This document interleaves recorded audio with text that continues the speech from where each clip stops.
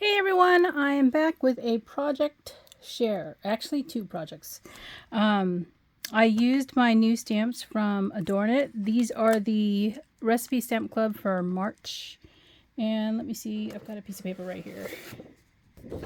So if you hadn't seen my other video, the recipe stamp for this month, or for March, is homemade bread.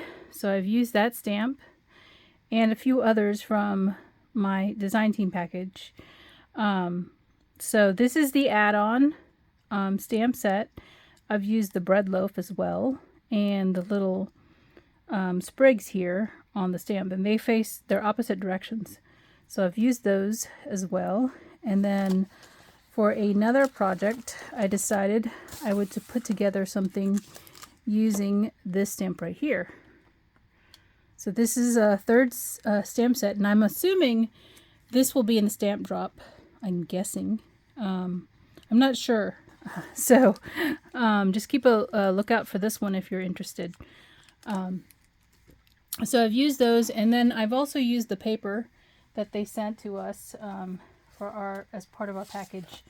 And you'll see them. I just want to mention that I have used that paper. And then I did color my images with my Copics, so here's the colors for all the images that were colored. Just ignore the odd color right there, that brown cocoa bean marker. That is a Memento marker. It also happens to be the same ink that I used for stamping. So I use this pen to go around the edges of my image once I fussy cut it. And this one actually I had to use to correct my bad stamping. This is a brown Micron pen. So those are the colors I used. Here's the ink I used. I did use the Shabby Shutters and the tea dye in the regular distress.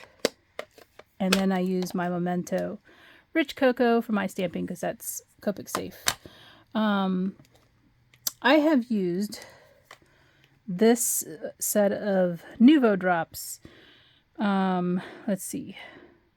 Raspberry Pink in the crystal drops.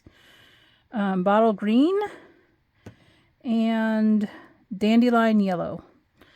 Those are all crystal drops, and this one is different. It's a vintage drop. It's a matte color, Postbox Red. So those are the four colors I used for that.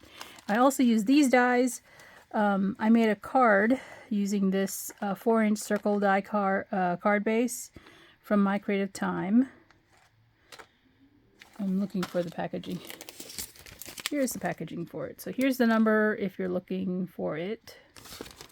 And then I use this really old Pebbles die set that I got from Tuesday Morning. Our Tuesday mornings are all closed now. I don't know if you can still find this, but this is a recipe card. It actually comes with 2 sizes of it and some other dies. I just used the recipe card. I don't know why I chose that instead of this one that I tend to use a lot of. I think they're the same size. This has a center tab, while this has a tab that's on the right because it's opposite. So, oh, and I used these dots. I think these are Stampin' Up. I don't know because they're not in the packaging anymore. So I'm assuming that's what they are. Trying to turn off my die cutter there. But I used some of these just because I thought the card I made needed something extra. So let me show you. Here is the card. And it is a 4-inch circle. And you can see it's got that piece of toast. I made it to look like a plate. That's the reason why you see this creamy colored cardstock, which is from, let's see, Paper Tray Ink Vintage Cream. That is the lighter cardstock that I used as like the center of the plate. And I stamped the image on that, and then I had fussy cut out the piece of toast and the knife, and then just laid it on top after I colored it up. Okay. So that's how I did that. And then these are little dots. This color actually reminds me of my parents' kitchen when I was growing up. It was like an avocado green when we first moved into our house. I think we even had green appliances, honestly. So I added those little dots in here just for added interest. And the card opens on the side because I folded it and die cut it with the direction of the spoon going upright. And then I actually die cut another circle to go on the inside just for strength of this card and also for a place to stamp my sentiment, because the opposite side of the paper is actually this dark brown burlap distressed color. So the back is the same here. That is my 4-inch card, circle card. Really cute, huh? Really quick card there. And then for my recipe stamp, I did create another recipe card. And so I die cut that recipe card twice, again for stability of the paper because it's not thick cardstock. So I backed it up with another piece. I like this pattern, this toss pattern. And I did ink the edges with the ink that I showed you, the tea-dye distress ink. And then this has got the shabby shutters on it. So for this, because the piece of toast with the actual handmade bread goes across the top, it would not fit on my recipe card. So rather than try and fit it, I actually fussy cut the piece of toast out and then stamped this part right here separately. And that was just done with masking the stamp itself. So that's how I did this.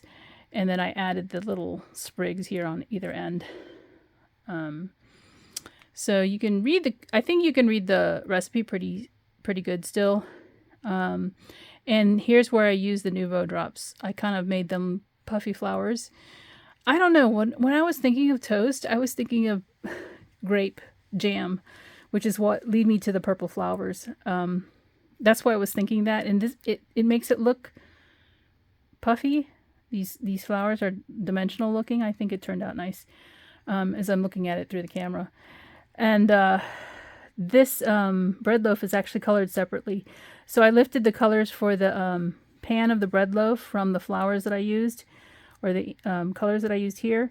I lifted those colors and put them in the bread loaf. And to get the steam, I stamped the image again on the green gingham card base. And then I fussy cut out the image I colored here from white paper. This was stamped on white Copic friendly paper. And I just fussy cut that out and then adhered it exactly where the other stamped image is on the base. And then I added a little tab using some scrap paper that I have and a button. And that's pretty much it. This is actually going to go in my recipe book. I don't know what section to put it in because I don't want to create one for just bread. And I might just stick it in an empty pocket that makes sense to have it in. Maybe with the spreads, right? Bread and spreads. So maybe on the inside, yeah, on the inside of this pocket right here, because it's empty.